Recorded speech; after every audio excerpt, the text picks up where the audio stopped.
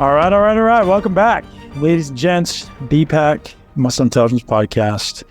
Today's guest has become one of my favorite people to learn from. Really quickly, I've discovered this man sort of by accident. Someone actually mentioned his name, and I just decided to check him out and Google him and started kind of going down the rabbit hole of understanding his approach, his theories, and was incredibly pleasantly surprised when I found some really useful, really unique and insightful perspectives and approaches, and ultimately things that were super actionable that I could apply to my life really quickly.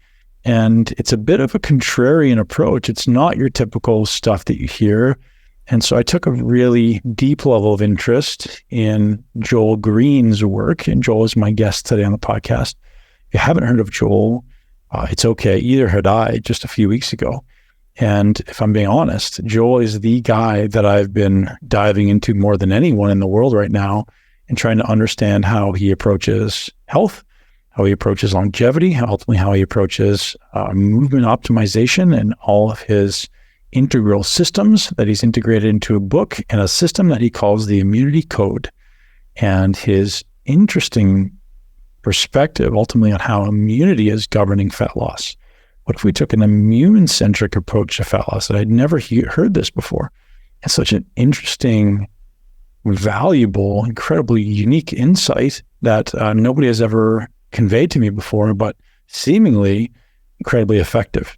So some of the key points from today's interview: how we can use data to make effective decisions, how your microbiome is affecting your weight loss, how your microbiome is directly affecting your immune system, which is ultimately directly affecting weight loss and fat loss, the importance of maintaining endothelial health.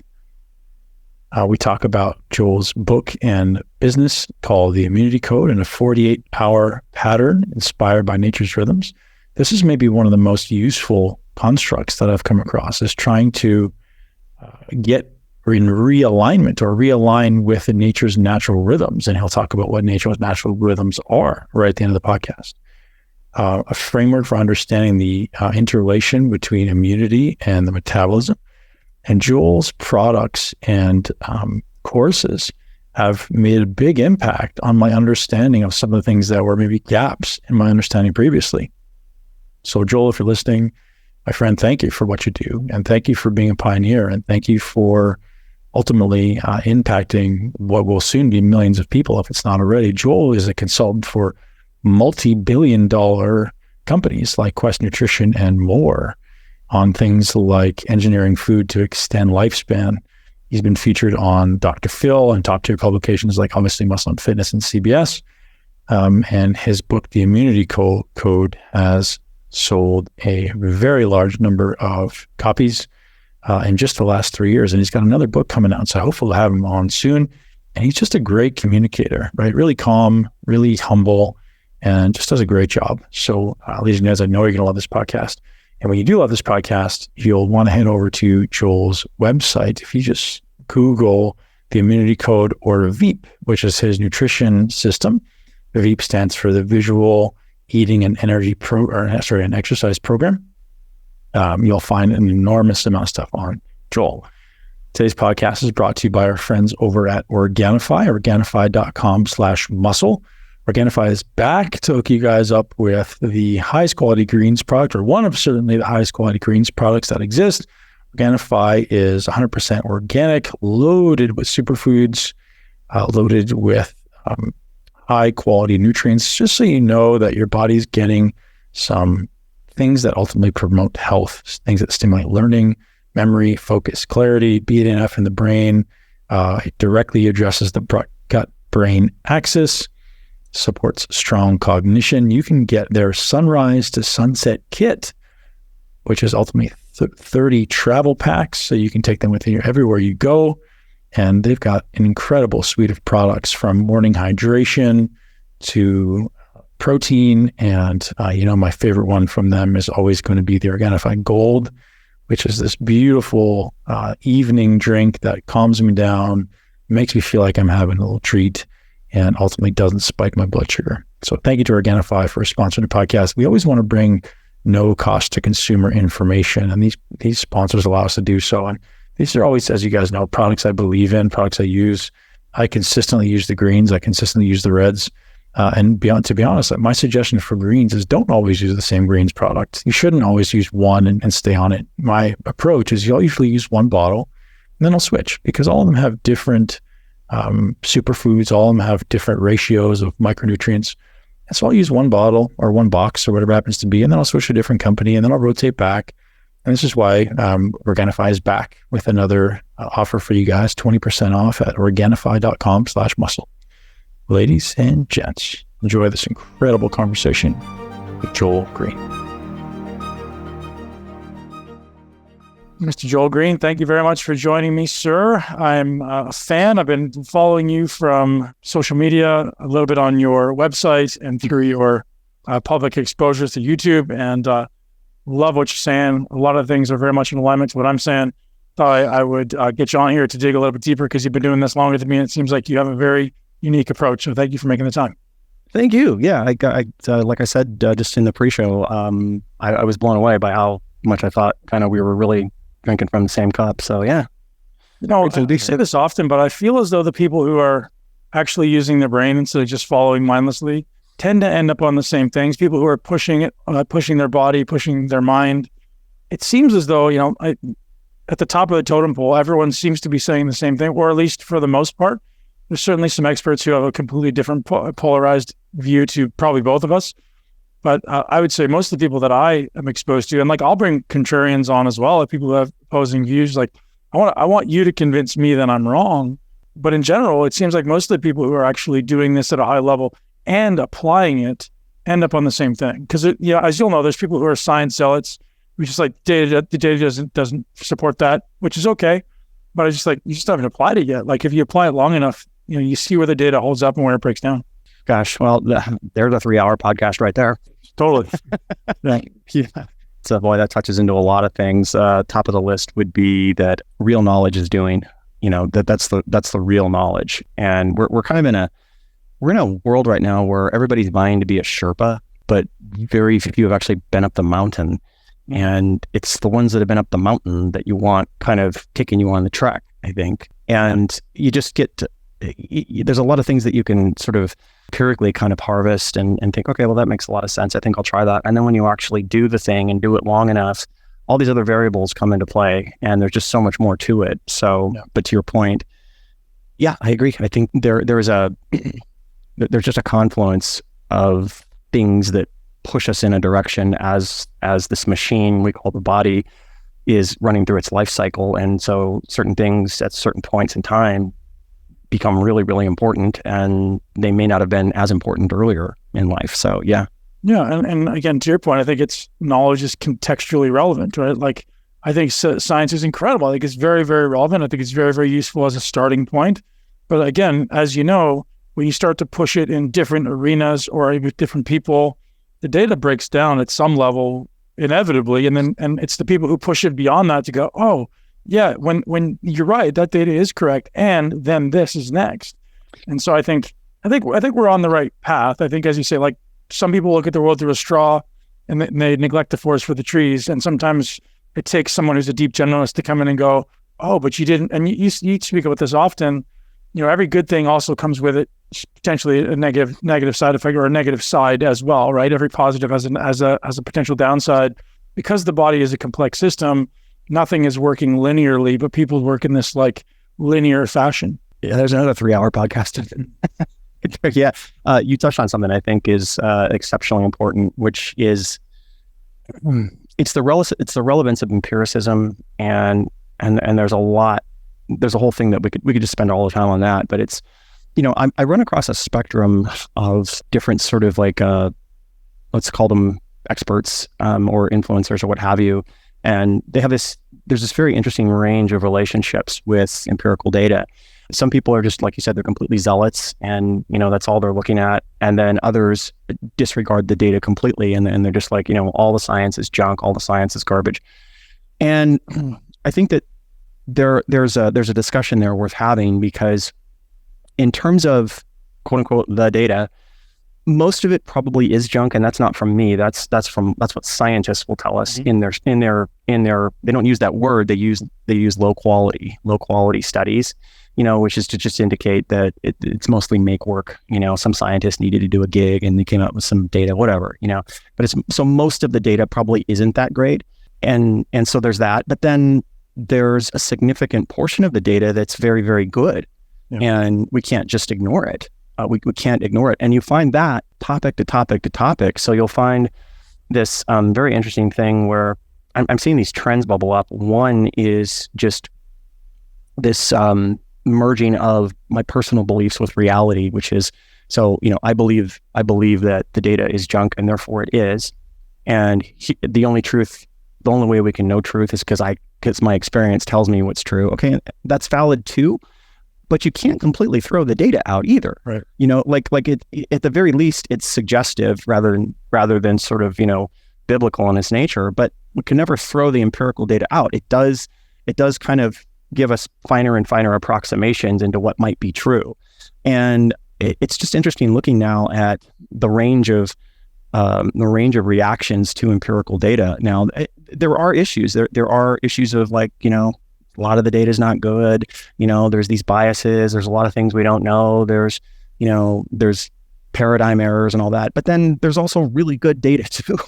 Mm-hmm. And it's that merging of actual experience, doing stuff, taking what the data suggests and all that. And all those things play a factor. And it's just interesting watching how there's one silo of people that's just getting away from looking at data and wanting to be an influencer and an expert, and none of the data matters. All that matters is what I say, which is ridiculous, I think. I mean, we cannot ignore the data completely. And then there's the other side of it, which is really slavish to it. And so it's a thing. I don't know. Sorry. For the average person, they have no idea how to navigate that, right? They're certainly not going to sit down and spend the next 30 years reading all the data to try to sift through it all. They're getting thrown snippets of information from 1,000 different sources. And sometimes, as you'll know, the person that screams the loudest on social media gets the most attention, or maybe the person who has the most outlandish approach or the most outlandish theories gets a lot of attention, or maybe it's just the people who have a theory that's in alignment with what you think is real for you. And so it's really hard for an average person to navigate this stuff. So I look to people like yourself and other amazing experts who are just like, hey, I'm actually investing my life for the last 40 years and more to really understand this stuff. And I think this is how we start just to draw our own conclusions of what really is applicable to us. So I'm very grateful for you making the time. I want to dive into starting off with, the Immunity Code, which is a book that's taken a lot of people by storm. I know Ron Penna very well, by the way. I know he's a big fan of yours. Yeah, I was involved with Quest for a little bit. Wonderful, wonderful man. Who I respect tremendously. I know he's a huge fan. And I'd love to have you kind of give us a breakdown as to how you came about the theory for the Immunity Code and then what the Immunity Code is. So the best answer would be a whole lot of rumbling, stumbling, bumbling. That would be really the most accurate answer. Yeah. But just kind of linearly breaking it down. I was a fitness nerd from the age of 5, early adopter fitness nerd, Jack LaLanne adherent, and jumped on the running craze in 4th grade, Olympic. I used to watch the Olympics a lot, so sprinting was a thing. So in 5th grade, other kids were playing softball. I was going to the blacktop and just trying to get faster. And I was very much influenced by the emergence of bodybuilding in the late 70s. So I just used to go to the magazine rack for hours, and it was about the time. Who was your guys? You got to tell me. I'm a bodybuilder. Who was your guy? Oh yeah. Well, so Frank Zane was kind of always my epitome of what I would like to do with myself. Yeah. And but then, gosh, along the way, just to name, oh man, still the most mind-boggling back ever, probably Samir Banut. Yeah, such a gentleman. I don't know if you got a chance to meet him, but he's such a nice guy. He bumped into him once. I have a Joe Gold story actually. He kicked me out of his gym. No, I was just a starstruck nerd. I lived in Orange County and drove up to Santa Monica one day and just sat in awe inside his gym, and there was Tom Platz, Bob Paris, Muhammad Makaway, all these guys. And I just had my jaw open like this, and he walks up and he's like, "Hey, how you doing?" I'm like, "I'm fine." And he's like, "Have a free workout." And I was like, "Okay." And then I did some kind of math in my head of if we come back tomorrow on a Saturday morning, they're all getting their workouts in. Let's do that. So came back the next morning and I was just kind of I didn't even want to work. I just wanted to stare at these guys. And Joe Gold came up and he goes, I gave you a free workout. And I was like, yeah. And he goes, out. And the whole gym, Tom Platz, everybody turns around, looks at me. It's like this skinny punk that got thrown out of the gym. So, kind of funny story. But got on the Tom Platz train kind of when he blew up. Mike Mensner, I've always done kind of heavy duty for the most part. And then early 90s, when Dorian kind of just took the world by storm, leveling up the mass train and then just Ronnie Coleman nut hugger, like from day one.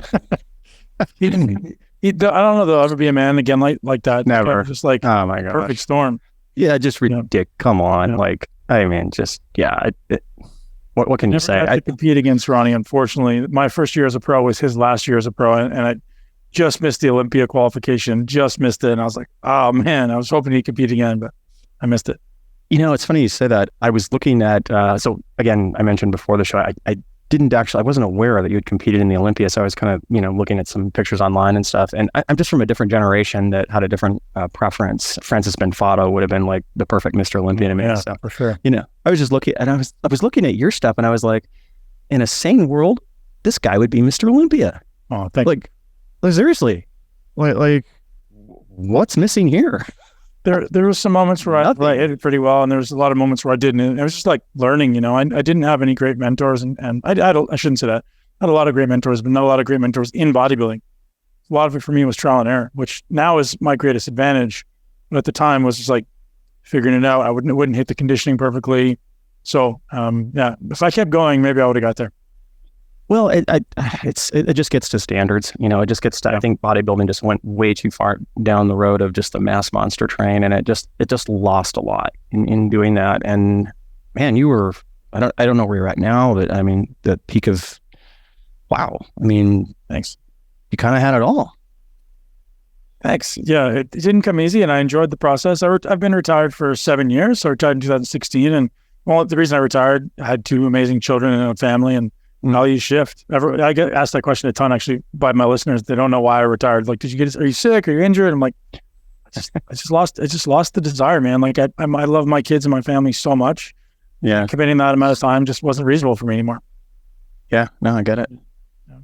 Sorry to take off track, but we got sorry. Bodybuilding stuff. Went down the bodybuilding rabbit hole. So yeah. So long story short, right about 98, I just kind of, philosophically, I was just seeing kind of everybody that I idolized drop dead, and I knew some people that gave me a lot of behind the scenes stuff, and I was like, oh, that guy, that guy's a full blown diabetic. That guy, oh yeah, he's on dialysis, stuff you didn't hear.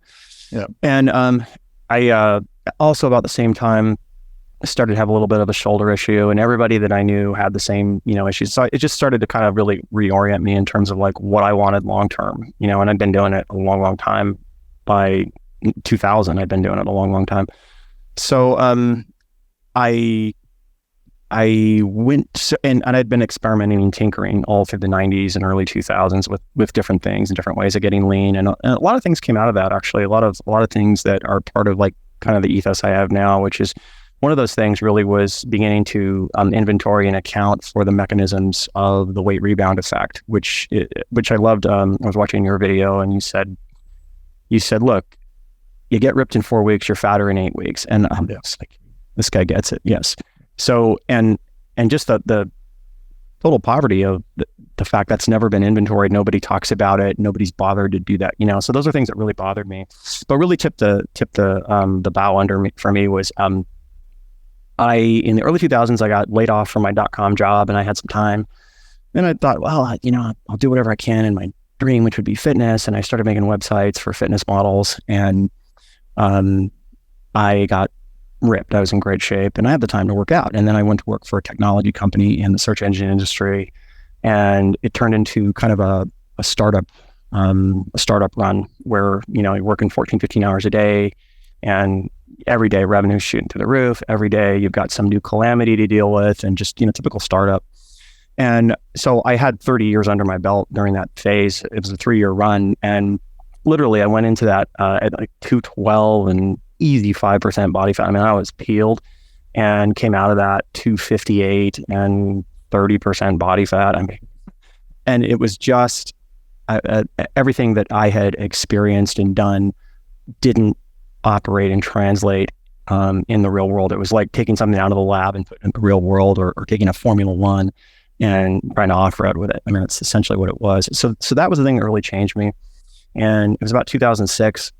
I just had a kind of a Rosetta Stone or a epiphany where I was just thinking about, okay, I got to lose this fat. Why did I get here? It's not like I didn't know what to do.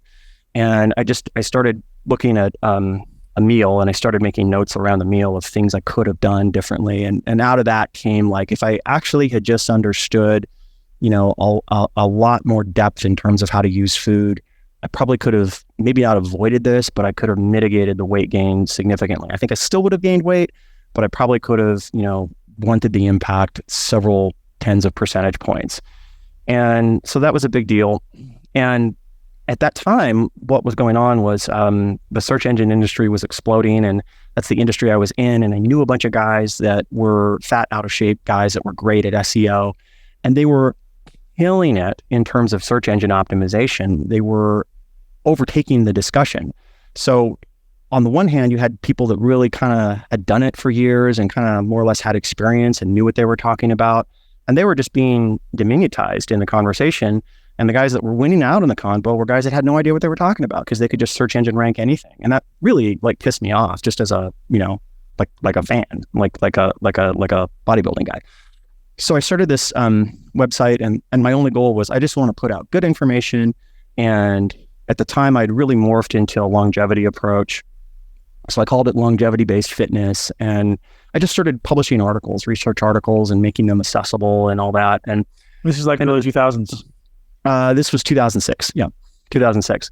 And one of the articles that I published was on the gut biome, and I'd read enough to know there'd been the first articles published in 2006, and I kind of saw there was a connection to weight and the gut biome, and so that was an area that I put some research out on and put out some articles that actually have really aged well. If you go back and read those, it's like, oh, that was written yesterday.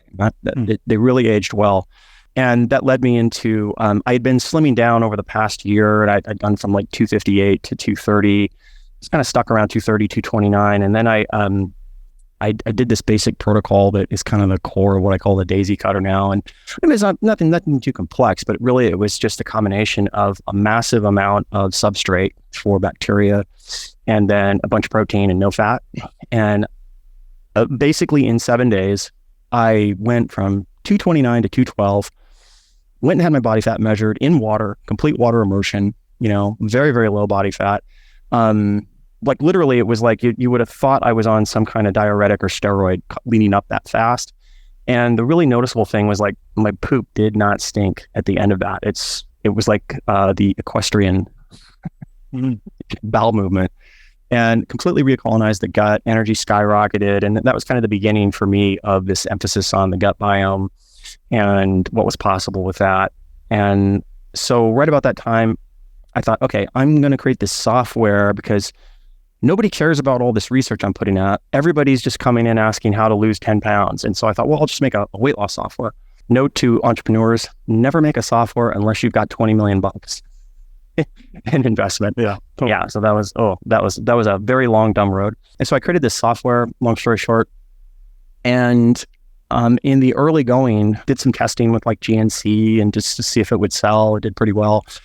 And went the route of using it in corporate wellness. So the first client came on board end of 2011, and that was a major hospital chain, Excella Health, out in Pennsylvania.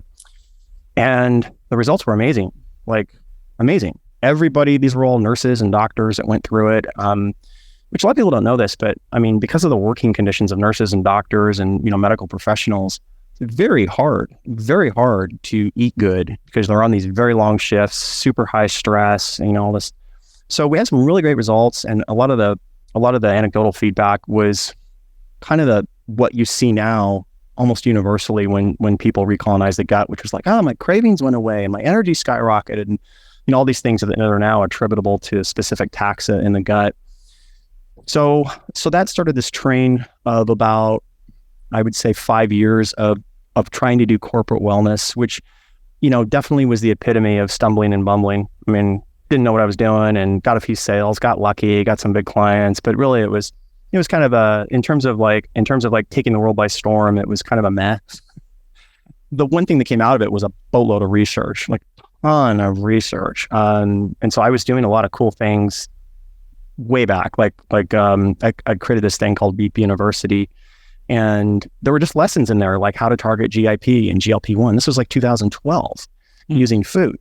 In fact, that's how I sold it to the hospital, was like, yeah, we do this thing, we target the gut biome, and then we target the incretins, and they had their PhD in front of me going, the what? The incretins, GIP, GLP-1. Oh, okay. So out of all that came this thing where I would just meet like minds and wind up in these long-winded explanations of everything. One of those was Ron Penna at Quest, who is a lover of knowledge and a lover of what is real.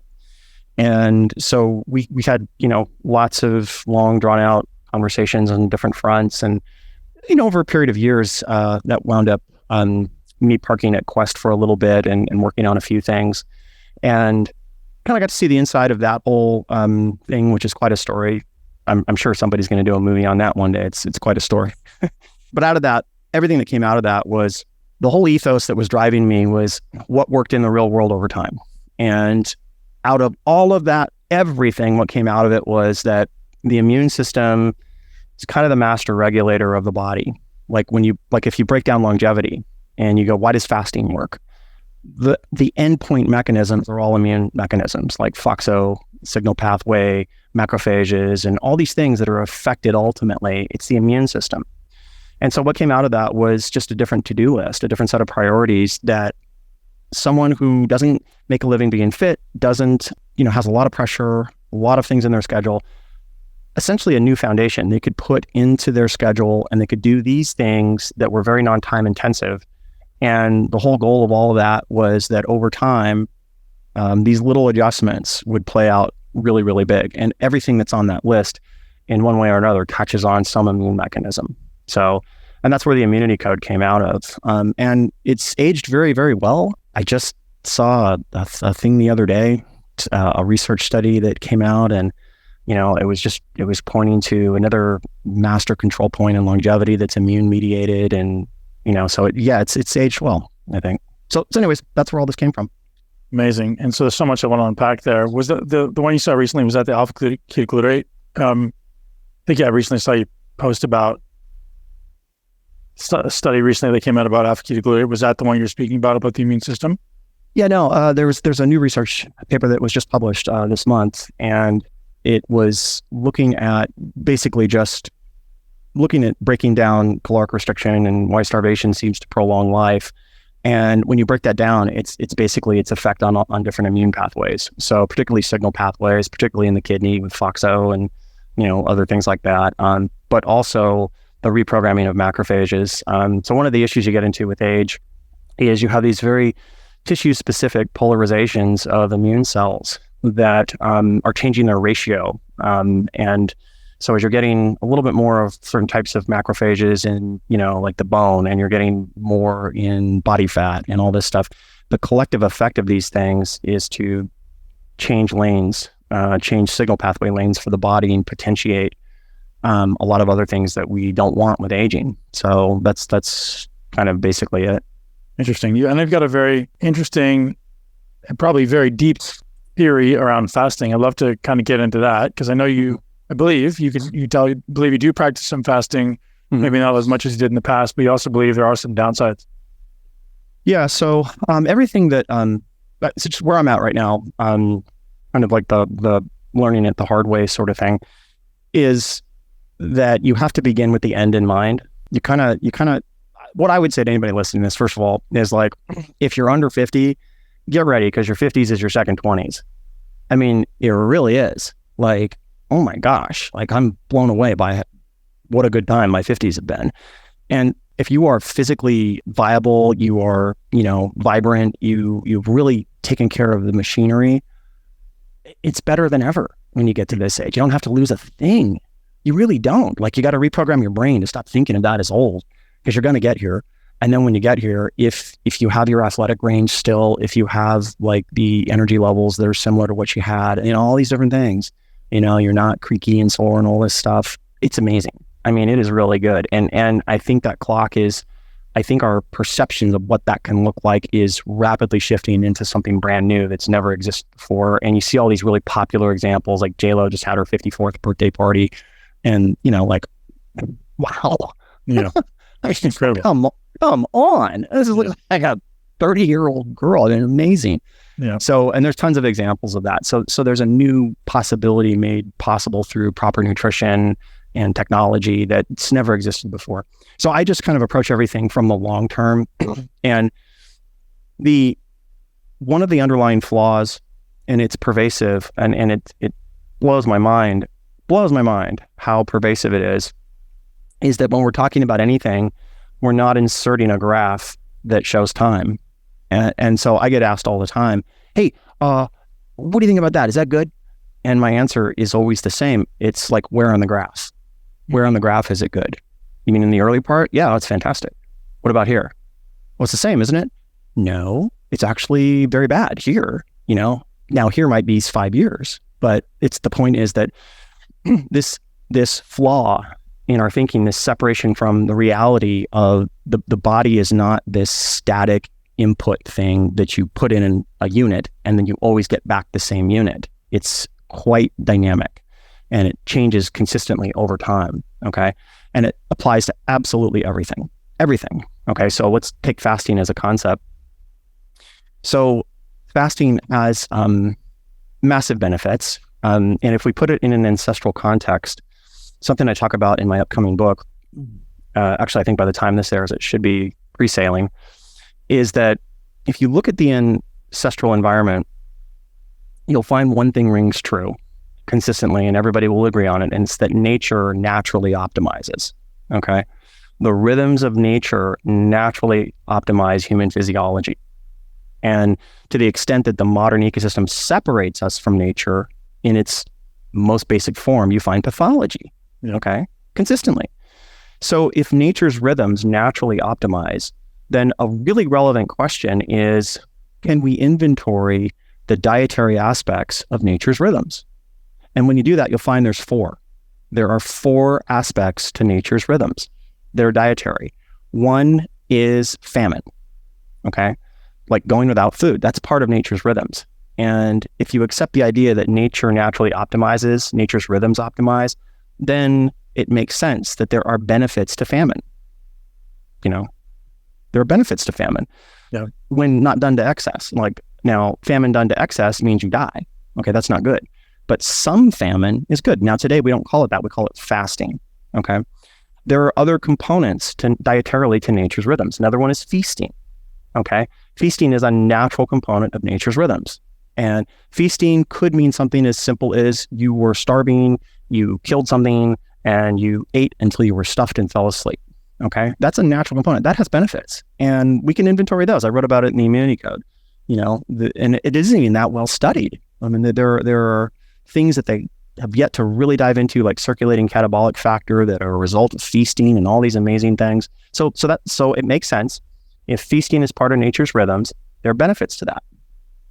Another rhythm is abundance. So abundance is not the same thing as feasting. What you see with abundance is a season, okay? And this is common in nature. So in nature, there's a season of abundance somewhere. Maybe it's, the harvest came in. Maybe it's the herd came in. Somewhere, somehow, there's a season where there's abundance. And so if nature naturally optimizes, there are benefits to a season of abundance. And we can actually inventory what those are. We can say, well, yeah, actually, there's a lot of repair, there's a lot of growth, and depending on when the season happens, testosterone's higher, and we can put more muscle on during that season. Yeah, this is like a real thing. And finally, there is scarcity. Scarcity is completely unaccounted for today in today's dietary landscape. Now, scarcity, what that means is that you're eating outside your preferences. I know I found some berries on the way. That's great. Oh, and here's some mushrooms. Great. Okay. Not my first pick, but I'll do it, And so if nature naturally optimizes, scarcity has a very important role, and it's completely been missed. It's not even categorized yet. I talk about it a lot in the new book. The inevitable result of scarcity is dietary diversity. That's what it is. And so dietary diversity is an essential aspect that nature's rhythms will force anybody into. And anybody can prove this beyond any doubt, beyond anything any research paper says. Go do a survival course and watch what happens. You will engage in exactly that. You can prove it. It's easy. So the role of fasting is that, number one, it's an essential aspect of nature's rhythms. And what we see is that it works best in conjunction with the other dietary rhythms in nature. It works best in conjunction with a season of abundance, with a season of scarcity, with a season of feasting. They all work together. So we have looked at fasting kind of, like you say, through a straw. Another analogy I would use is that we've looked at fasting like it's a wheel with one spoke. Like, I just tweaked this spoke there. The wheel's great. But in reality, there's 100 different spokes on the wheel. And if you tweak one, you change the shape of the wheel. That's the truth. So with fasting, what I can say just kind of high level is we want to maximize the benefits of fasting and minimize the downsides. So the first problem we run up against is no one's bothered to really inventory the downside. They don't even acknowledge it exists, that there could be a downside because it's only good. Definitely. Which is part of the binary sort of like binary buffoonery of this age. Like we think this age is really advanced, but really like you'll look back in 10 years and go, wow, it's really just buffoonery. My gosh. So when we inventory fasting and we look at like, well, what can happen? Like if you're fasting too much, what's the downside of that? So the first downside takes place in the gut. And it has to do with the way that the mucin foragers in the gut lining get their food. So those bacteria, principally Akkermansia, also fecal bacteria, Prosnitzi, their protein source is endogenously secreted, meaning like in your mouth, you're secreting mucus. That mucus is made up of glycoproteins and mucins, and that's their food source, internally secreted protein, okay? When you take in protein from the diet, you shift the equation completely, okay? So taking in protein from the diet means that nitrogen is coming into the body from the diet. That's not their food source, okay? So nature has provided a natural rhythm that balances out the populations of Akkermansia and keeps them in balance. Now, if you don't have enough Akkermansia, you have all kinds of problems, okay? Tons of problems. And we can reverse engineer how to feed that to the body. It's easy, actually. It's like, what feeds this bacteria? Well, basically scarcity is what feeds it. So the products of scarcity are things like berries, things like certain types of roots, and fasting. Fasting feeds it because fasting ceases external nitrogen into the body and lets them do their thing. That's a good thing to a degree. Again, let's insert the time graph. Where on the graph? Where on the graph is Akkermansia good? And the answer is, kind of in small doses. It's absolutely amazing in small doses. I've seen miraculous things from that. But what about if that's all there is? Okay, well, there's a word for that. That's called starvation. And what you see with people who are starved consistently is the gut lining wears out. They blow through the gut lining. Why? Because you have too much Akkermansia. What's Akkermansia do? It eats the gut lining. That's what it does. So too much of that, in other words, you're advantaging this bacteria in a starved state. You're giving them what it needs to proliferate. Well, you get too much of it and it eats the gut lining. Okay. So I have pretty consistently over the last 5 years had people come to me and go, oh, I did the keto thing and then I did the carnivore and then I did the fasting and my gut's messed up. What did I do? And the answer is too much. That's what you did. You did too much of a good thing. That's what you did. So fasting, in the short term, let's call it starvation or famine, has a lot of benefit. There's no food. Okay, well, that's great because it allows the machinery of growth to turn off. Okay, it allows the machinery of housekeeping to kind of really ramp itself up. Okay, and we get all this housekeeping activity. We get rid of a lot of junk, and it's really, really good. Okay, what's been missing from our picture of this whole time, completely gone, is an understanding of the relationship of famine with foraging together. They've always worked together, always. You cannot find a case where that's not true in nature, okay? So let's translate that into words we understand. What's that mean? It means that you're eating outside your preferences, okay? So there's famine and foraging kind of running on two sides of the track.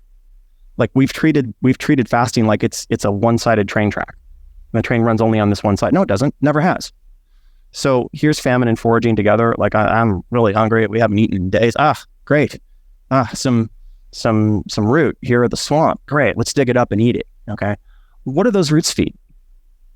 They feed key bacteria that exactly mimic the benefits of fasting. You could draw a checklist and go down the list and go, okay, so here are these inulins in these roots. Here are these berries with all these phenols. What do they feed? These less preferential foods, what do they feed? They exactly feed the bacteria, species of bifidobacteria, Akkermansia, that mimic the benefits of fasting. And let's draw a checklist and go down it. What are the benefits of fasting? Well, we see AMPK induction in fasting. Yeah, these bacteria do the same thing. Oh, interesting. We see HDAC inhibition take place. Yeah, these bacteria do the same thing. And you can just keep going down that list. So if we draw a more complete picture, it's that fasting, starvation has always been co-equals with foraging. Always, all throughout history. Yeah. It's easy to prove. And so when you reunite those two the way they're supposed to be done, you create an optimal. And what the optimal does is it means you need less of the one. Okay. When you're just doing just pure famine, okay, well, yeah, that does have benefits. Okay, but where on the time graph are the benefits? Well, they're up front, right? Okay, great.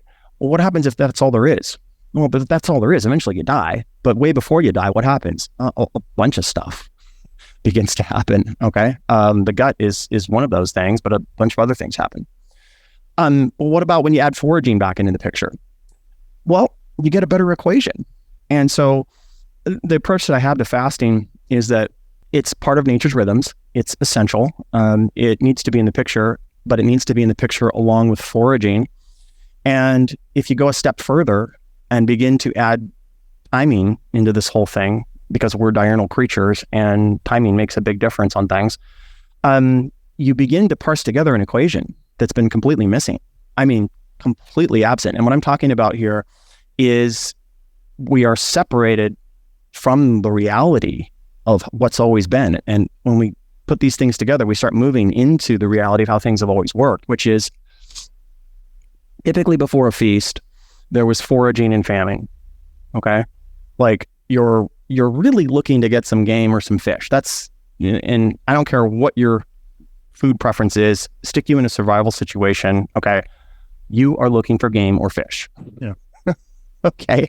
I mean, there's a point where you're like, I'm really tired of eating seeds and berries and roots. I really could get something substantial. Everybody falls into that. Okay. Well, in between waiting for that, there is a period, some indeterminate period where there is going hungry and then finding, small amounts of what essentially are less preferential foods, foraging foods. And during that period, the bacteria that mimic fasting are being amplified. So nature has provided this natural rhythm where these two things have always worked together to maximize organismal fitness. Okay. And then when you add feasting into that, so now, we caught a deer. Fantastic. We can eat. Hey, let's eat the whole thing. Right. Well, now you've brought in 3 out of the 4 of nature's rhythms. Now you've brought in foraging, famine, feasting. The only thing that's left is a season of abundance. Okay. Now we're talking a really accurate picture of how things work. So long-term, fasting needs to be in the picture. It just needs to be married back to what it's always been connected to, which is a season of abundance, feasting, foraging, which means eating less preferential foods that are for the most part demonized today, and then done in moderate doses. And when you do all that together, you've got a brand new equation that we've completely missed, that is superior, that actually is connected back to nature's rhythms. So that's how I would explain it. Long-winded, but no, that's amazing. But I wrote a book for that. Yeah, I'm looking forward to it. So before we go any further, I want you to, if you wouldn't mind, I'd love to understand the term nature's rhythms optimize. So I've never heard that before. It seems to make sense, but I'd love to have you just kind of explain how you've come to that conclusion and why you think that's a assume it's an assumption. Why do we know that nature's rhythm's optimized? Well, let's just start with timing. Let's just start with night and day cycles. Okay. The closer you match your activities and habits to daily cycles, to cycles of light and dark, for example, the organism starts to work a little better. Like we can empirically show this is true. Like you go, hey, yeah, if you begin to go to bed a little earlier, like closer to sundown, yeah, we begin to notice shifts. In fact, when we look at chrononutrition and, people who are like night owls and all that, there are clear differences between them and the early to bed, early to risers. I mean, we can inventory this stuff. Yeah. Like, wow, we see more insulin resistance. We see all this stuff with the late to bed, late to rise people. So just look at diurnal rhythms. That's one. Look at another example would be walking along the beach. You're picking up excess ionization that's in the air from the waves crashing. So when waves crash, they create a state of ionization, and you're breathing that in just by walking at the beach. You're literally supercharging your cellular machinery from that, just by walking close to the waves that are crashing. Or a waterfall will do the same thing. There's always been this thing in nature of like when water kind of crashes, it creates these ions, and boom. That's empirically verifiable. We can show that's true. And on and on and on, we can show that when you take the human organism and just put it in nature. Another one is just go on a forest walk for 3 hours, and then we can go measure your physiology after doing that. So these are, that is one of the rare instances of something that, sounds compelling and actually bears out empirically to be compelling. So, yeah. And so talk to me about how you incorporate this personally into like microcycles and macrocycles, because obviously there's short-term, there's long-term, and I know you're a very practical guy. So I'd love to hear how you personally incorporate yourself, or how you suggest people incorporate it. Yeah. So essentially what the immunity code is, and to sell a book, you need a name, that sells a book, obviously, but behind that, there's something very real, which is it's essentially a giant 48-hour pattern. That's essentially what it is, where in a given 7-day cycle, we're accounting for the fact that, number one, there is a 7-day cycle. It's verifiable. And the research on this stuff is really just fascinating when you get into like the research on 7-day cycles. I mean, it isn't just social. It actually extends into spiders and fish and all biology. All biology runs on a 7-day cycle. So we're going to bring that reality back into the equation. And then we're going to put a feasting, foraging, famine pattern in that. Okay. So what we're doing here in a given week is we're going in and out of foraging and famine, and then into a feast. Okay. So those three things are present in a given week.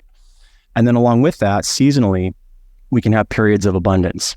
So we can have a season, for example, let's say summer, time to seasonal testosterone production.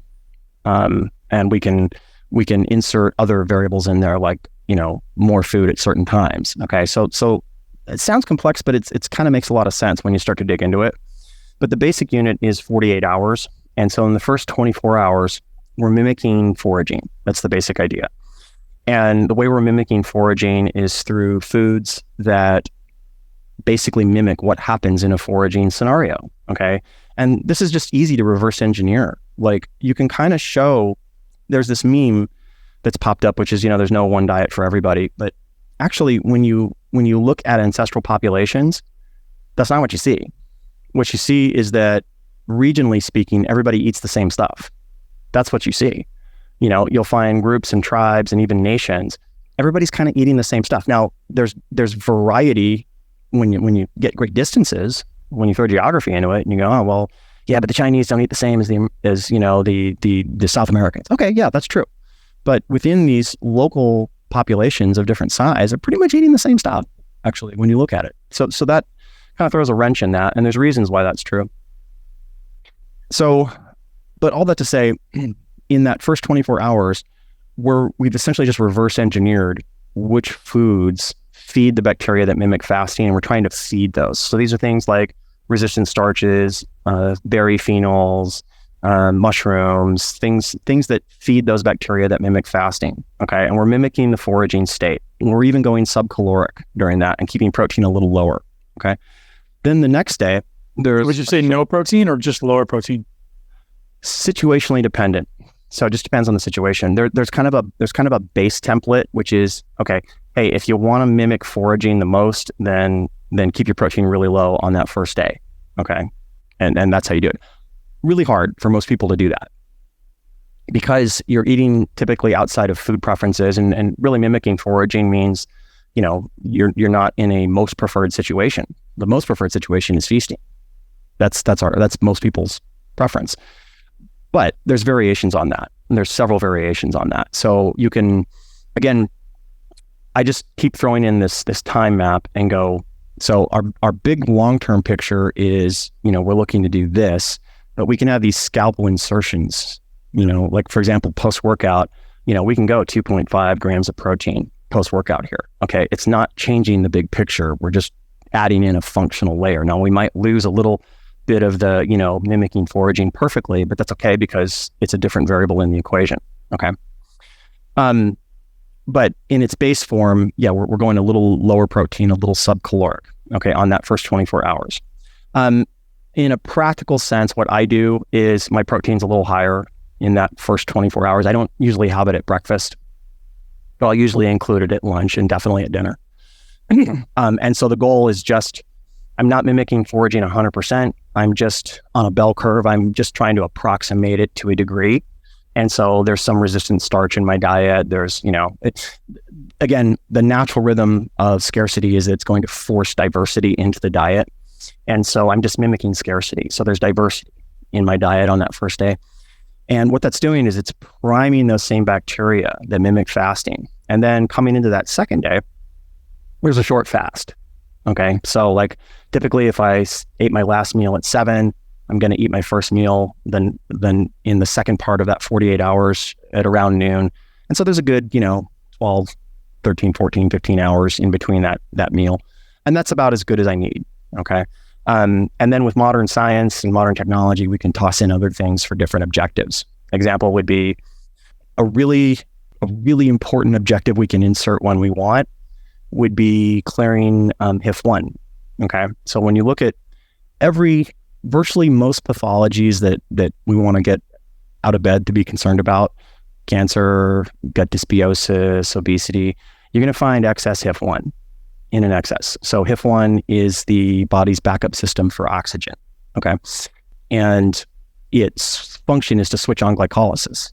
Okay. So it lets cells operate without oxygen. Okay. So that's a good thing short term. And there's lots of benefits to that. It's really good to do that like post-workout. It's really good. However, when over time, as we're aging, you start to get stabilized HIF1, you get a real problem.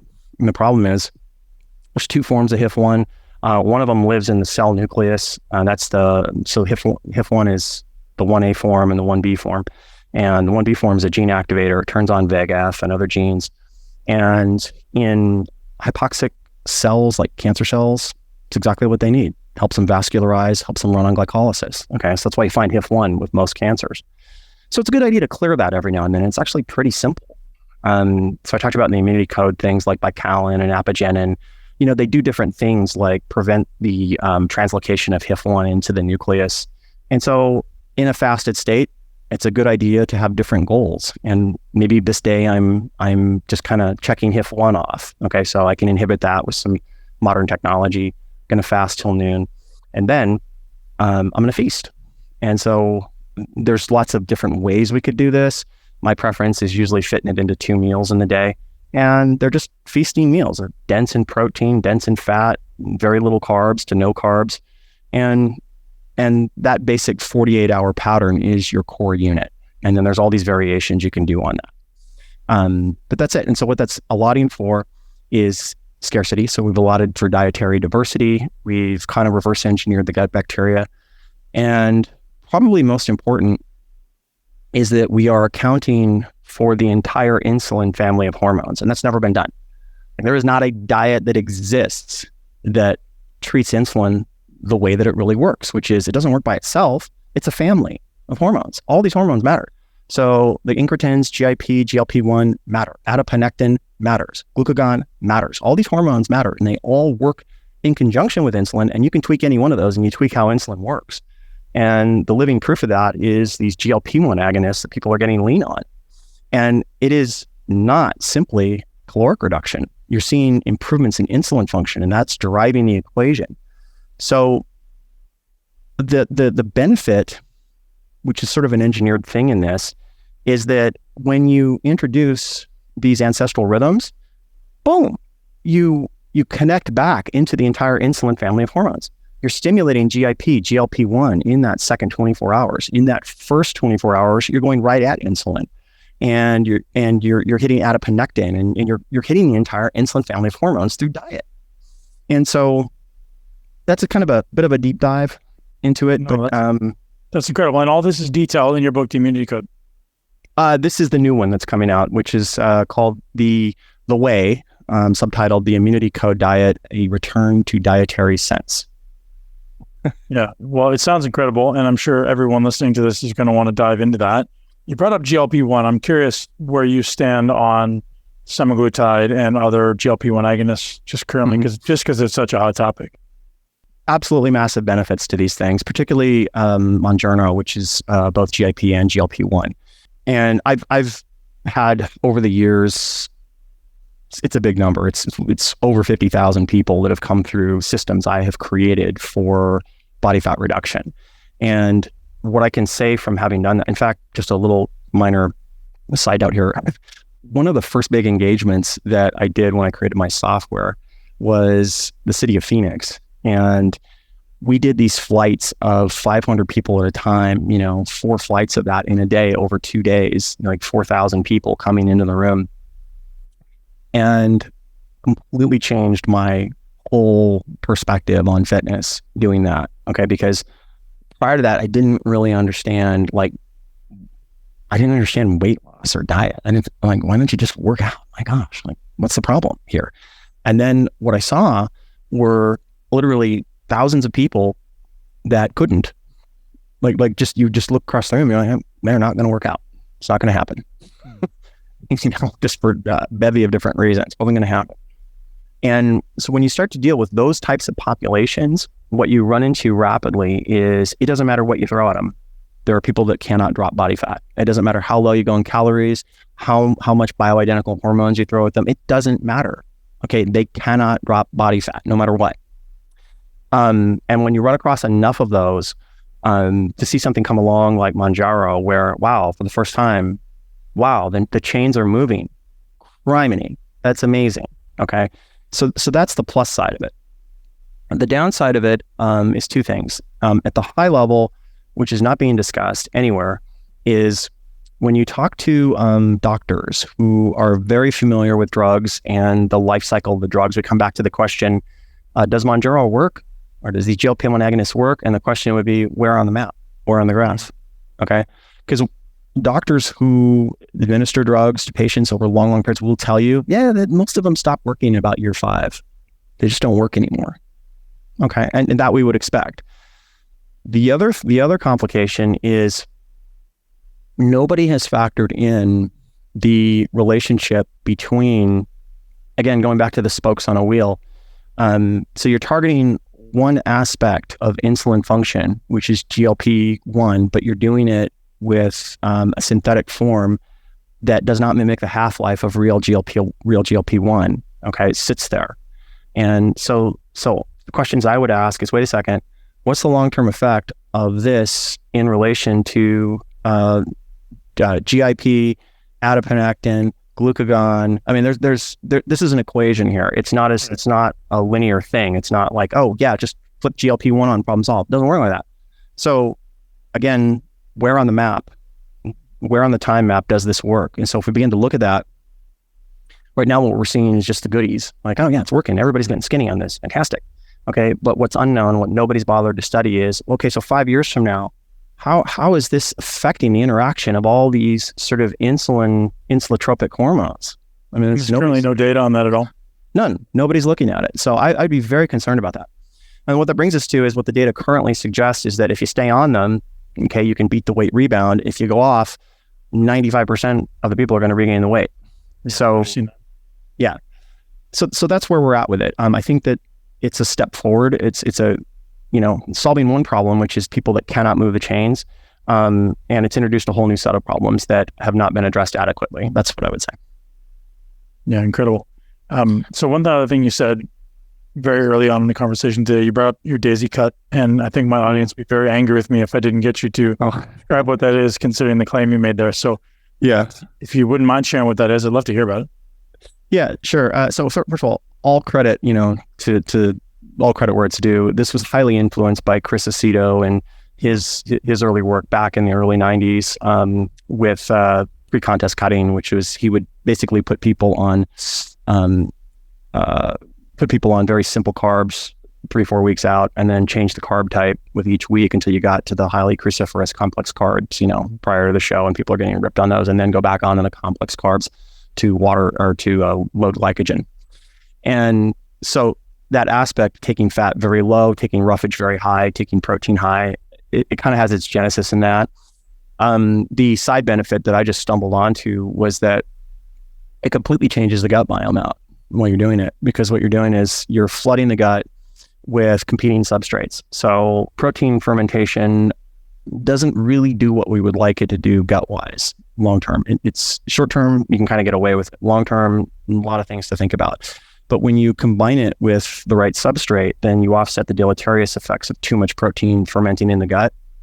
By the way, there's very good research that shows on average about 16 grams of protein reaches the colon on a daily basis. So protein does reach the colon, it does ferment.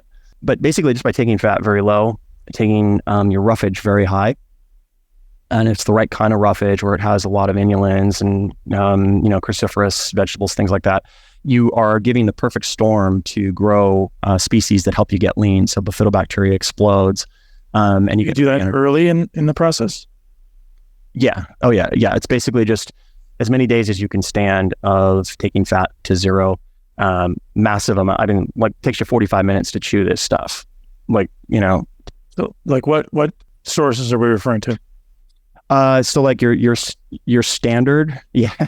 Well, your standard would be for me, what I would do would be about 15 egg whites, along with about that much raw green beans, or broccoli, or a mix of things, bok choy, broccoli, all that stuff. So that's what I would be looking to do. And it happens pretty fast. What you'll see is, by the way, another really important thing. So the daisy cutter works, right? Yeah. Where on the time map does it work? Okay. Because what you'll see, I could tell you after years of this thing, in the early years, it's freaking incredible. The first few times you do it, as you get into trying to repeat it, the POMC neurons in the brain completely rebel. And all of the brain's food reward pathways rebel, and it gets harder and harder to do. So you're not dealing with a static equation. Every time you introduce this, you're shifting the equation. So it's best used strategically. But that's basically it, is a boatload of roughage, a boatload of very lean protein, and 3-4 meals a day like that, and 45 minutes of chewing and pooping greens.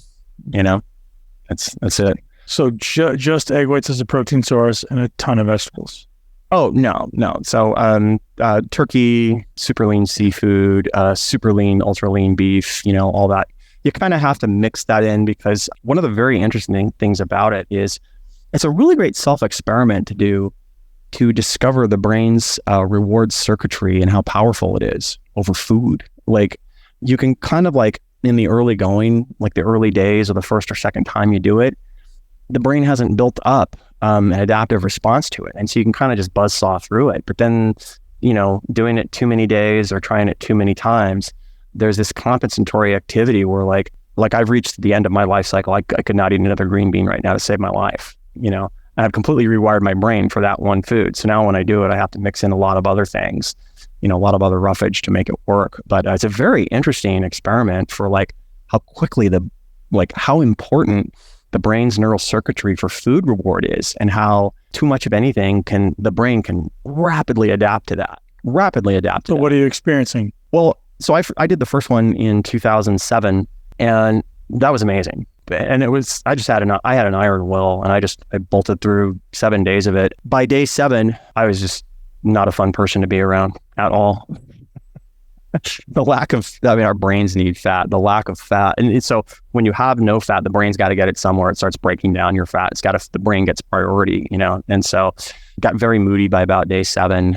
ripped to the bone on it. I had to drink a ton of water. So I was drinking, 16 ounces 8 times a day, but just ripped to the bone by doing it that first time. I think I did 16 weeks of that like every year. It's amazing how professional bodybuilders, it takes a lot of stuff. It takes a lot of chemistry to pull that off. It takes a lot of things, and it gets, I don't know, you've done that at the highest level. So I would assume it gets harder and harder over time to do that. So maybe, but I think for me, I found what worked and I repeated it. I was like, once I figured it out, I was like, all right, doing the same thing again. So yeah, anyways, I don't want to go down that path, but that's interesting. Yeah. So I didn't realize Chris was kind of the catalyst for that. Chris is a great guy, and I know him very well. Oh, yeah. Brilliant guy. Yeah, that's cool. Yeah, I did. And so mechanistically, you're basically just starving the body of fat, but you said there's also some benefit there at the level of the immune system and the microbiome. Yeah, what you're doing is, so the microbiome is rapidly reprogrammable. I mean, within hours, and then particularly days. And there's research that's shown this. There was a landmark study in 2009 I talked about in the immunity code called human gut communities are rapidly modifiable with cruciferous vegetables, blah, blah, blah. And so literally within hours and certainly within days, you can change the whole gut taxa out. And you can know you've done that by the smell of your poop. And it's so distinct. There've been a lot of people that I've had do this over the years, and they all report back the same thing, which is like, yeah, my poop turned green and it didn't smell weird. Yeah. But the benefit of that is that when you skyrocket bifidobacteria populations like that, your B vitamin production grows up, and it creates a nice lasting effect to weight cuts if you compensate for the deprivation phase of the brain's reward system just kicks in rapidly, and it's telling you haven't had enough satiation and satiety from food, so we need more of that. And so you kind of have to hack that piece of it. Just be willing to create a time-bound goal and I'm going to do it for this amount of time and stick with it. Yeah. And I think it's a good experiment. I think it's a good functional tool that you can use if you really want to reprogram the gut. And it can be very, very useful for that. And I think there's probably even an argument to kind of do it, if not seasonally, every couple years, for sure. I can tell you that the first time I did it, the benefits were very long lasting, like years of just that initial retune of the gut. As far as your ability to stay lean, or what specifically? Everything. Yeah. Ability to stay lean, energy, everything. Yeah. And it's because, first of all, the bifidobacteria is so entwined with insulin function that it's very difficult to have a talk about optimizing insulin without talking about bifidobacteria. Very, very tough. I mean, and you can go down and study all the areas that bifidobacteria impacts insulin function. Bile acids is one of them. So the composition of bile acids and secondary bile acids has a dramatic impact on insulin function.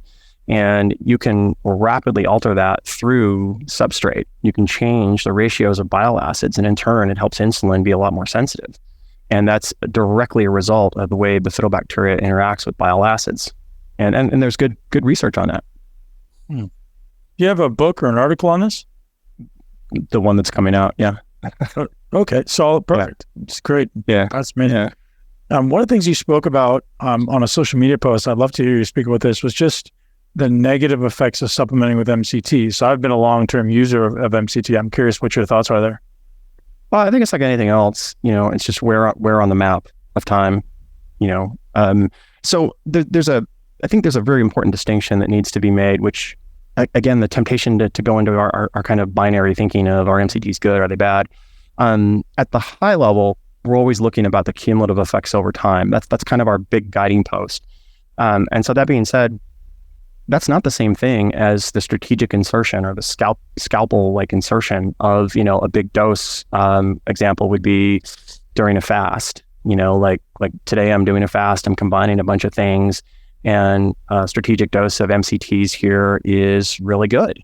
This is something that's going to be very beneficial, okay, versus the cumulative effects of just overdoing them all the time. That's another animal. So you can do very large doses of MCTs in a strategic scalpel sort of insertion, and there's no issue with that. It's really just when we begin to pull back and look at the big picture, with MCTs. And so what's big picture?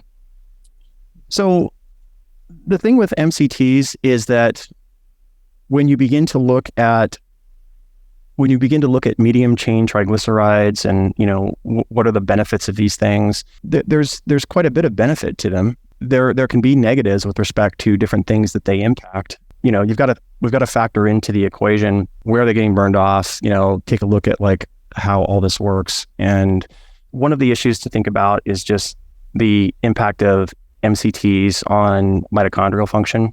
Okay. And for the most part, they're highly beneficial, like in these strategic insertions, or, if we just study them in the short term. When you begin to expand that out a little bit and look at like the chronic use of them, it gets into some territory that is not well studied, but there could be some detriments possibly. So.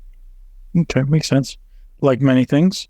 I'm curious what your perspective is on optimized cardiac function, because I know you're an advocate of frequent bouts of cardiovascular training.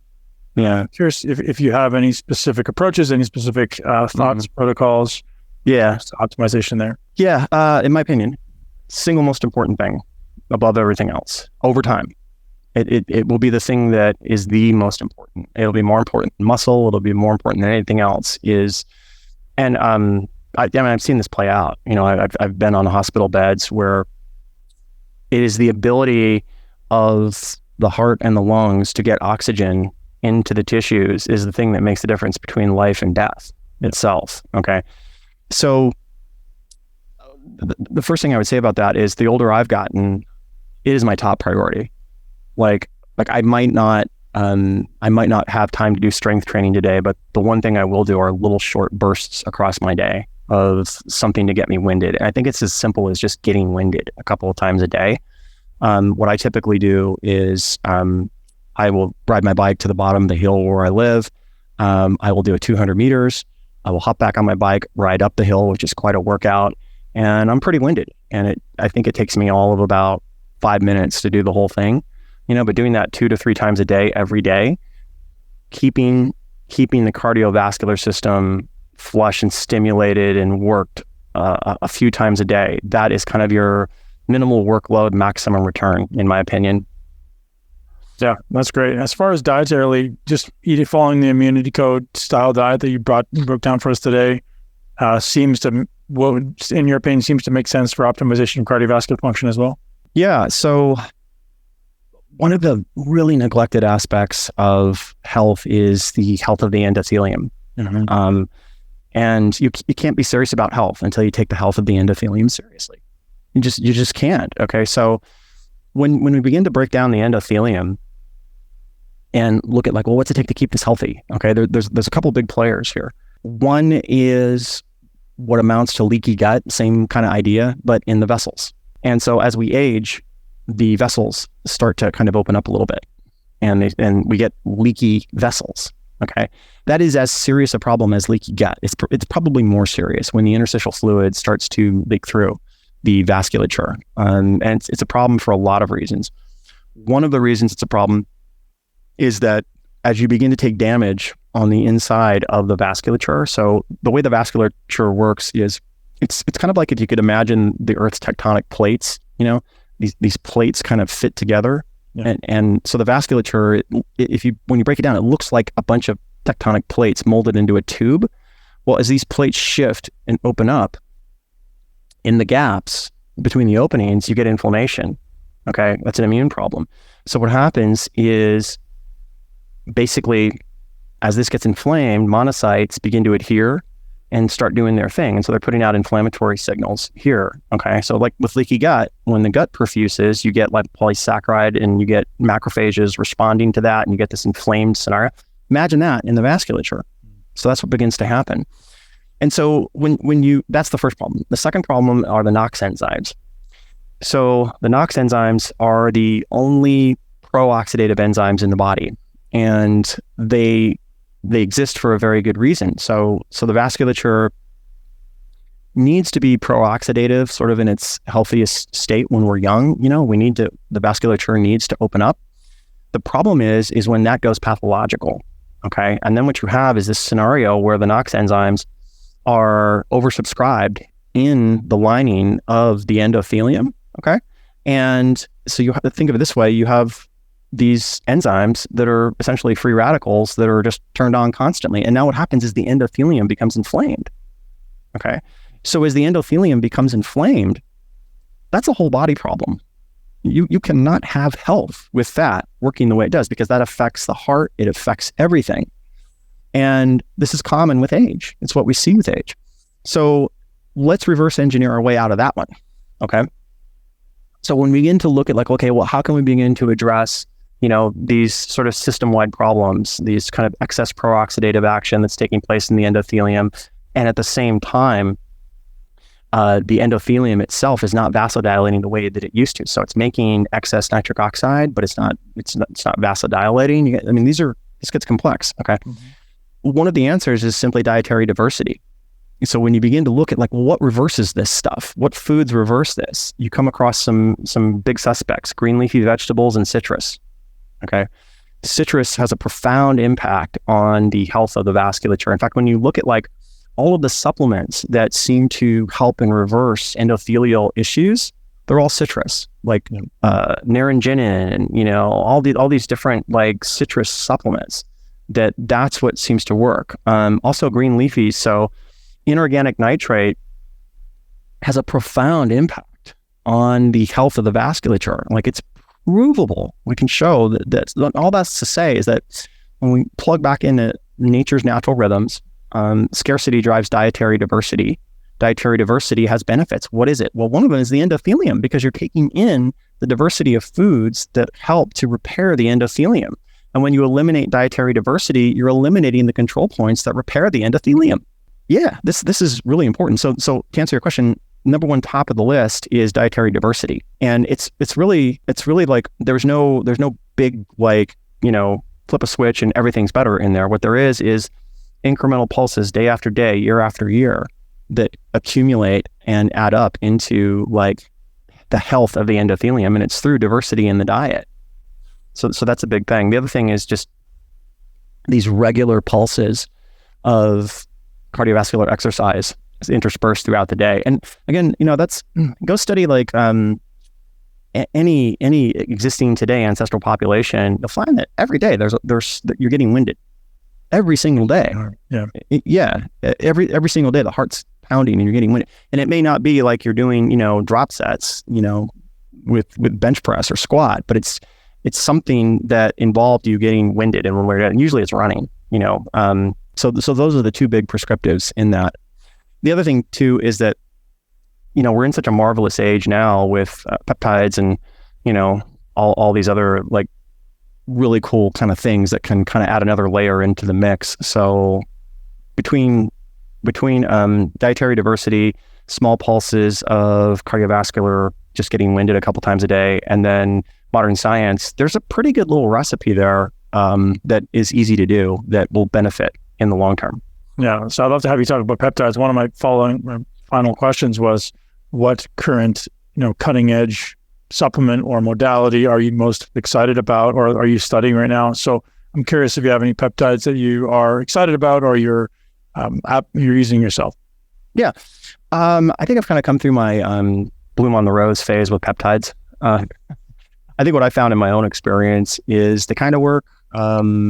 If you want to dose them very high, certain ones like CJC 1295 with ipamorelin, and you want to do that 3 times a day. Yeah. Wow. That definitely works. Mm-hmm. Not really my thing. I'm more concerned about the long term of that, and I don't really know what it would be. So, but peptide wise, there is one that I have found is nice, and so I'm not on TRT or anything like that right now. But there is a peptide that I found, which is I can never pronounce this thing. It's a Russian peptide, testofuelin, I think it is. And I used that one in an oral, and it's kind of like a super creatine, I guess would be the best way to explain it. It doesn't do, you're not going to put muscle on or anything like that, but it does in that way that creatine kind of inflates the muscles a little bit. You kind of notice that with it. You get a little bit of the muscles being inflated. I've never even heard of it. Testofuelin. Yeah. It's one of the Cavinson. Actually, I think I can probably pull up the actual name of the thing. And then Gotatrix. So testofuelin with Gotatrix. Those two I found in an oral pretty well. Either. Can you spell it? Yeah, GOTATRIX. Those two I've noticed. Yeah, I guess the best way to describe would be kind of like a super creatine. You know, like creatine in the early going inflates the muscles. You get that as a little bit more, I think, and that's what I've noticed with it. So, and with that being said, I don't think I can call myself natural anymore because that's not natural. But I'm not doing TRT or steroids or anything like that. It's not that I might not try those things. I'm just kind of saving that for like when I'm in my 60s. I'm looking at RFK as my hero, and maybe I can do that. So, what a legend, right? Talk about a role model to come out and show himself like that and looking the way he does at his age. And I hope he gets support because he seems like he's got good intentions for sure.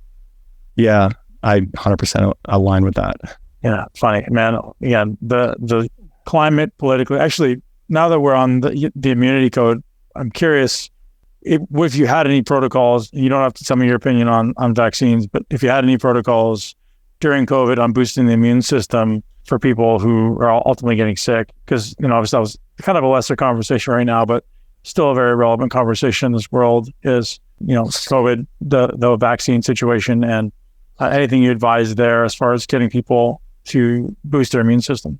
Yeah. So the number one thing I would say is that immunity is not something you can get in a bottle. You can help it from a bottle, but you have to understand that immunity is so entwined with metabolism that you can't separate the two. They are one and the same, and it's a discipline. Immunometabolism is an entire discipline. And so when you begin to look at really a robust immune system, you have to begin to factor in metabolism into the equation. And so that's why, what you saw with COVID was, people that had poor metabolic function were most at risk. And it's because the very specific pathways of metabolism intertwine with the immune system. I mean, you can see that just with the ACE receptor. And so you have, ANG 1 through 7, and, you have kind of the healthy ACE peptides, and then you have kind of the unhealthy, ACE1 and all that stuff. So the first thing to understand is that if you want a robust immune system, you have to begin with diet and you have to begin with metabolism, because that's the foundation of the whole thing. And then on top of that foundation, you can add all kinds of goodies. I came out with a list of goodies like early on in the whole COVID thing. And, so there are supplements that, basically intercept furin and do a bunch of other things. And so I've just kind of run through a random list. Fucoidan, bicalin, boatload of vitamin D, definitely zinc, nattokinase, a whole bunch of additional things you can stack on top of that. Red phenols, iodine 3 glucoside, all of these things are fantastic stuff. I've been asked that one so much, and it's kind of misleading to tell people, yeah, just take this, because really, if you want real immunity, you have to focus on the metabolic. Yeah, that's true. There's no way around it. Yeah. So nattokinase is something I've been using for quite a few years now. I'm curious where the application is there for the immune system, because I've never used it for that reason. What did you say? Melatonin? Nattokinase. Oh, nattokinase. Yeah. So that's an interesting one. COVID is primarily a disease of the vasculature. When you break it down, it actually is a vasculature disease. So when you look at like the acute aspects of COVID, where you get into ARDS, what's going on is what's called a bradykinin storm. Okay. And so bradykinin it's essentially a protein that regulates fluid flux in and out of the vasculature. And what you see when COVID gets really pathological in the lungs is that you get this explosion of bradykinin. And what happens is the vasculature in the lungs opens up and you leak all this interstitial fluid into the lungs. And so that's a life-threatening issue. That's a problem for that. And so the health of the vasculature becomes essential, and nattokinase is kind of like one of the best things that you can use to keep the endothelium really, really healthy, along with citrus. Amazing. I'm doing a few things right. Joel, man, I absolutely love all this information. That was an incredible conversation. I want to be respectful of your time. If you could tell us where we can get this new book as it comes out, I'm sure everyone in the audience will jump on it to support you. Yeah, thank you. So the book is The Way, subtitled The Immunity Code Diet, A Return to Dietary Sense, and it will be available on Amazon and at VEEPnutrition.com. If you buy it from us, then we don't have to pay Amazon, so even better. But whatever works. And so that's where you'll find it. Amazing. We will link to that in the show notes. We'll also link to your social media because I know you're very active on Instagram. Thank you so much. Truly, I'm a fan. I will continue to be a fan and a follower, and definitely be diving into that book. Thank you. It's been a blast. Thanks for having me. I really appreciate it. Thanks, Joel. That's a wrap, ladies and gents, boys and girls. Thanks for being here. I am Ben Pakulski. This mission of Muscle Intelligence is to give you back your confidence, to give you back your body. We talk about freedom a lot as men, don't we? We talk about freedom, and sometimes that's associated with political freedom. We want to live in a place that's politically free. Sometimes we talk about financial freedom, but I like to think about and talk about physical freedom. And physical freedom means the ability to do what I do, what I want to do, when I want to do it, with whom I want to do it ultimately. And if I want to get up and play basketball, if I want to get up and surf, if I want to get up and squat, if I want to get up and run, if I want to get up and play tennis, or any of the above, jump on a trampoline, I want a body that supports my life as an adventure. Freedom to move is maybe the most under-communicated freedom there is. So imagine being locked in a body that can't ultimately do what you want it to do. Gentlemen, the walls are closing in around you. You're getting older, whether you like it or not. We are getting older, but getting worse is an option. You don't have to get worse as you age. At some point, there's going to be a slightly diminished physical capability, but I hope by the time that happens, we'll have solved that problem in science. And to be honest, I think we're getting very close. I think in many ways, we've solved the problem. Right? And it's hormone optimization, it's environment optimization, it's training optimization, nutrition optimization, eating in accordance with nature's rhythms, as Joel just spoke about, letting your body kind of eat in this natural way, right? What are you meant to do? What does your body evolve to do? And we're so far from these natural evolutionary ways of existing that's what causes the divergence from health, right? The further you diverge from your ancestral evolutionary ways of being, the further you're going to diverge from health. And so, ladies and gentlemen, thank you for being here. If you're interested in working together with myself or a muscle intelligence coach to help you optimize for nature's rhythms, to help you optimize your physical body, to help you optimize your metabolic capability, your metabolism, your body's ability to use and extract nutrients, ultimately your ability to get lean and shredded. Your body naturally wants to be lean. Getting lean, healthy, and muscular should be a natural state for men. And yet we get so far away from it. It should be a natural state for women too that are healthy. But yet our society has ultimately moved us away from this natural state of being lean, healthy, muscular, mobile, and fully physically capable. So if you're someone who's tired of being tired, if you're tired of being incapable, then what we specialize in is ultimately giving you back your physical capability, your metabolic capability, and your confidence. The thing that we talk about in muscle intelligence is confidence and character comes through commitment and challenge. That's a simple way to think about it. Confidence and character, which is, I think, the two most desirable traits in men. You tell me if I'm wrong. We want to be confident. We want to know we're strong character, strong, tough character. That comes through commitment and challenge, however that looks for you. Gents, if you want to join me, head over to muscleintelligence.com/apply, APPLY. Let's apply to jump on a call. I'd love to chat with you. And if it's a great fit, we'll let you know. If it's not, we'll tell you ultimately who might be able to help you solve the challenge that you're trying to experience. That's muscleintelligence.com/APPLY. Gents, ladies, thank you. Have a great one.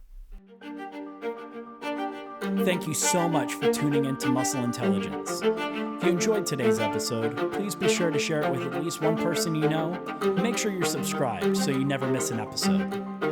This podcast is for information purposes only. The statements and views on this podcast are not medical advice. This podcast, including Ben Pakulski and the producers, disclaim responsibility for any possible adverse effects from the use of information contained herein. Opinions of guests are their own, and this podcast does not endorse or accept responsibility for statements made by guests. This podcast does not make any representations or warranties about guest qualifications or credibility. This podcast may contain paid endorsements or advertisements for products or services. Individuals on this podcast may have a direct or indirect financial interest in products or services referred to herein. If you think you have a medical problem, consult a licensed physician.